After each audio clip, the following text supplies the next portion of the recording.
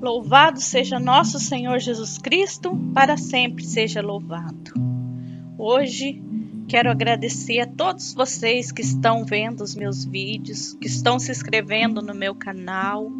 Quero dizer a todos vocês que eu fico muito agradecida e estou colocando todos vocês em minhas orações. Deus abençoe a todos. Hoje vamos conhecer a história de Santo Antônio. Fernando Antônio de Bulhões nasceu em Lisboa, Portugal, em 15 de agosto do ano de 1195, de família nobre e rica, filho único de Martinho de Bulhões e Teresa Taveira. Seu pai era oficial do exército de Dom Afonso. Sua formação inicial foi feita pelos cônegos da Catedral de Lisboa. Antônio gostava de estudar e de ficar em casa. Aos 19 anos entrou para o mosteiro de São Vicente dos Cônegos, de Santo Agostinho, contra a vontade de seu pai. Viveu lá por 2 anos. Com uma grande biblioteca em mãos, Antônio se dedicava pelo estudo e pela oração. Ele é transferido para Coimbra, que é um importante centro de estudos de Portugal, ficando lá por 10 anos. Em Coimbra, ele foi ordenado sacerdote. O jovem padre agostiniano tinha o dom da palavra. Ele tinha grande poder de pregação. Em Coimbra, conhece os freis franciscanos. Entusiasma-se pelo fervor e radicalidade com que estes viviam o evangelho. E pouco depois torna-se Frei Antônio, mudando-se para o mosteiro de São Francisco de Assis. Frei Antônio faz um pedido de ir para Marrocos pregar o evangelho, e os franciscanos permitem. No meio do caminho, porém, Frei Antônio fica muito doente e é forçado a voltar para Portugal. Na viagem de volta, o barco é desviado e vai para a Itália, terminando por parar na Sicília, em um grande encontro de mais de 5.000 frades franciscano chamado Capítulo das Esteiras. Lá, Frei Antônio conhece pessoalmente São Francisco de Assis. As mãos de Deus o tinham guiado por caminhos diferentes. Após conhecer São Francisco, Frei Antônio passa 15 meses como eremita no Monte Paolo. São Francisco enxerga os dons que Deus deu a ele. O bispo o encarrega da formação teológica dos irmãos do mosteiro. Ele é enviado a Roma para tratar de assuntos da ordem com o Papa Gregório IX, que fica impressionado com sua inteligência e o chama de Arca do Testamento. Tinha uma força irresistível com as palavras. E São Francisco o nomeou como primeiro leitor de teologia da ordem. Mandou-o estudar teologia para ensinar seus alunos e pregar ainda melhor. Juntavam-se às vezes mais de 30.000 pessoas para ouvi-lo pregar, e muitos milagres aconteciam. Alguns dos milagres de Santo Antônio. Estando a pregar aos hereges em Remini, estes não quiseram o escutar e viraram-lhe as costas. Sem desanimar, Santo Antônio vai até a beira do rio e chama os peixes para escutá-lo, já que os homens não querem ouvir. Multidões de peixes aproximam-se com a cabeça fora da água em atitude de escuta. Os hereges ficam tão impressionados que logo se convertem. Houve um crime de morte em Portugal, onde ele nasceu. Todas as suspeitas do crime recaíam sobre seu pai. Os juízes estavam reunidos para proferir a sentença condenatória. Ali no banco dos réus, seu pai não podia se defender. Santo Antônio estava fazendo um sermão numa igreja da Itália. Em dado instante, ele interrompeu o sermão e ficou imóvel, como se estivesse dormindo em pé. Durante esse mesmo tempo foi visto na sala do júri em Portugal, conversando com o juiz. E disse: "Por que tanta precipitação? Posso provar a inocência do meu pai. Venham comigo até o cemitério." O juiz aceitou o convite. Frei Antônio mandou abrir a cova do homem assassinado e perguntou ao defunto: "Meu irmão, diga se foi meu pai quem matou você."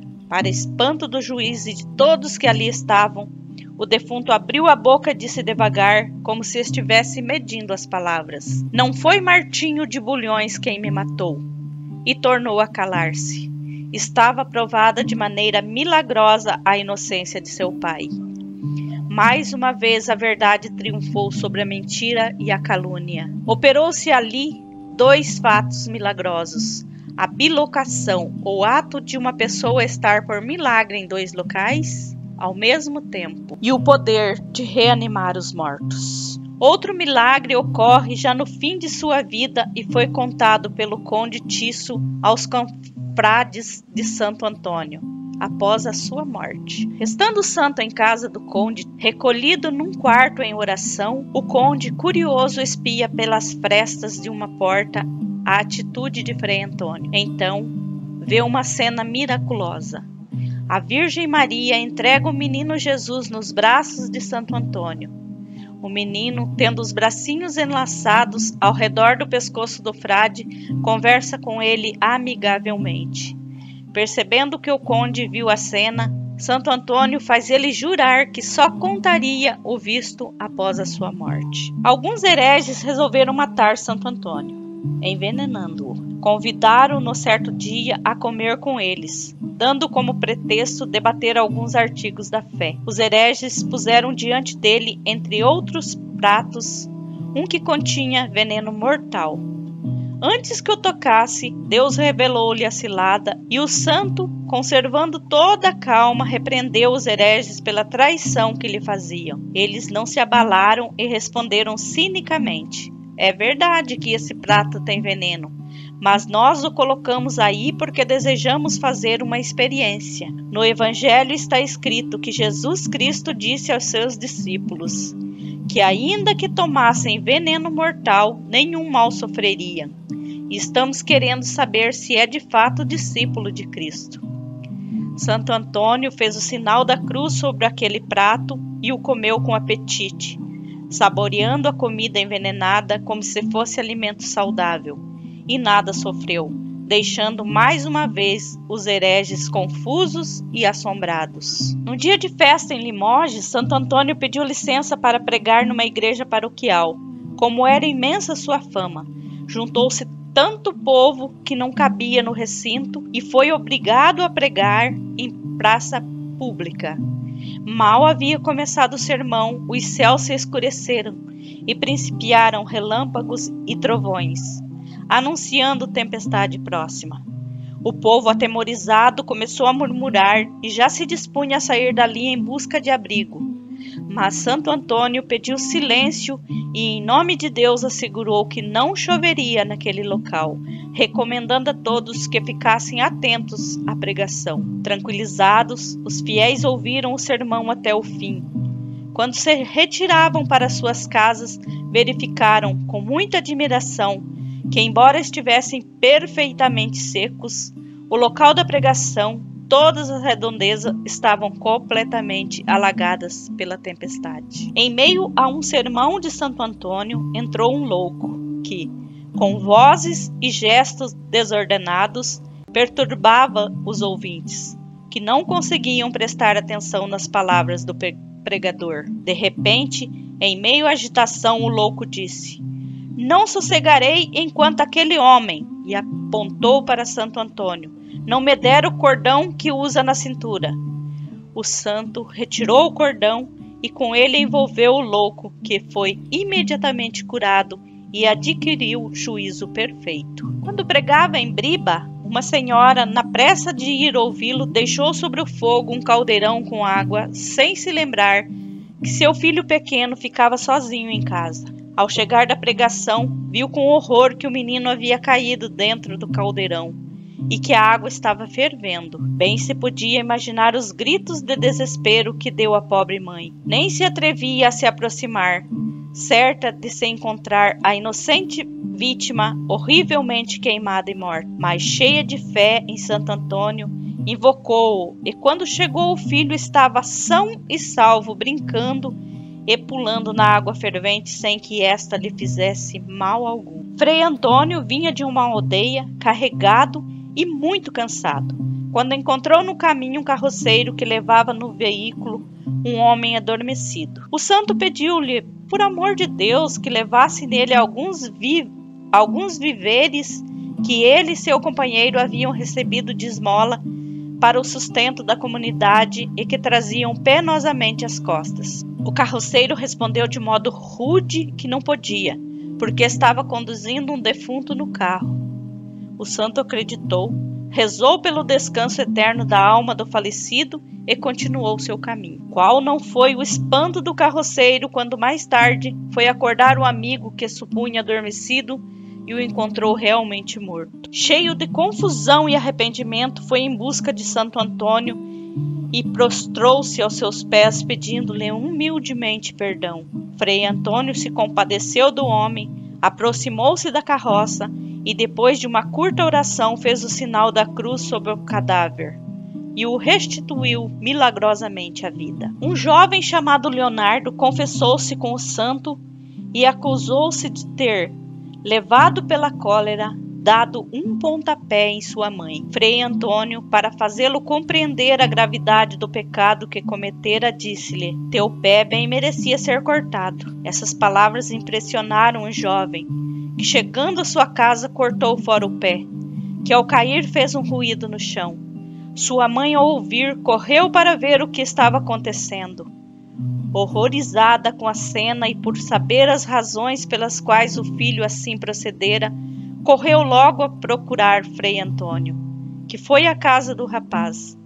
Comovido pelo estado em que o encontrou, quase à beira da morte, pelo sangue perdido, animou-o a ter confiança em Deus.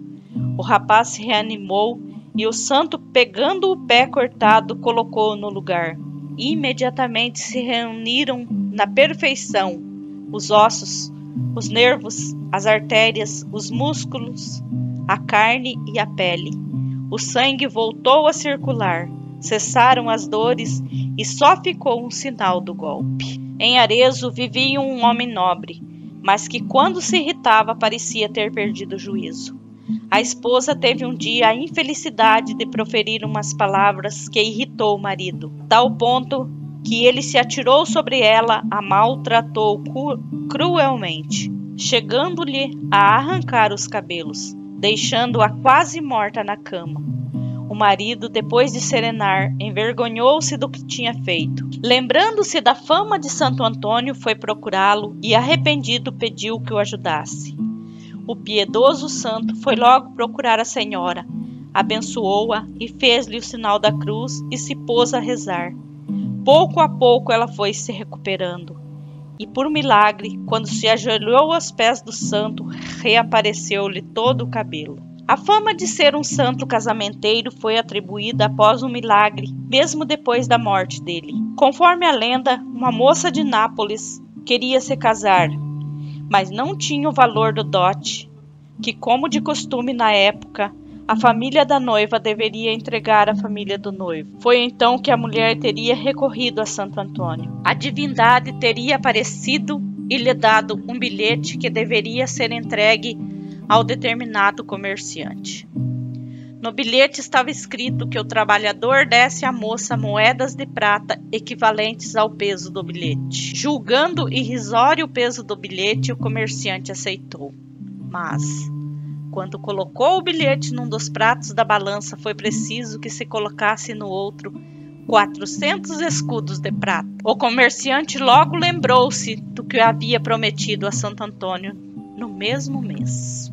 Santo Antônio morreu em Pádua, na Itália, em 13 de junho de 1231, com 36 anos. Por isso, ele é conhecido também como Santo Antônio de Pádua. Antes de falecer, nas portas de Pádua, Santo Antônio diz: ó Virgem gloriosa, que estais acima das estrelas. E completou: estou vendo o meu Senhor. Em seguida morreu. Os meninos da cidade logo saíram a dar a notícia: o santo morreu. E em Lisboa, os sinos das igrejas começaram a repicar sozinhos. E só depois o povo soube da morte do santo. Ele também é chamado de Santo Antônio de Lisboa, por ser sua cidade de origem. Aconteceram tantos milagres após sua morte que 11 meses após ele foi beatificado e canonizado. Quando seu corpo foi exumado, sua língua estava intacta. São Boaventura estava presente e disse que esse milagre era a prova de que sua pregação era inspirada por Deus. Está exposta até hoje na Basílica de Santo Antônio, na cidade de Pádua. Sua canonização foi realizada pelo Papa Gregório IX na Catedral de Spoleto em 30 de maio de 1232, sendo o processo mais rápido da história da Igreja. Em 1934, foi declarado padroeiro de Portugal. Em 1946, foi proclamado doutor da Igreja pelo Papa Pio XII. Oração a Santo Antônio. Meu querido Santo Antônio dos mais carinhosos, o vosso ardente amor a Deus, as vossas sublimes virtudes e grandes caridade para o próximo, vós mereceram durante a vida o poder de fazer milagres espantosos. Nada vos era impossível, senão deixar de sentir compaixão pelos que necessitavam da vossa eficácia e intercessão. A vós recorremos e vos imploramos que nos obtenhais a graça especial que nesse momento pedimos. Ó bondoso e santo, cujo coração estava sempre cheio de simpatia pelos homens, segredai as nossas preces ao menino Jesus, que tanto gostava de repousar nos vossos braços. Uma palavra vossa nos obterá as graças que pedimos. Santo Antônio, rogai por nós. Ficamos por aqui hoje. Deus abençoe a todos. Só não se esqueçam de se inscrever no meu canal. Fiquem com Deus.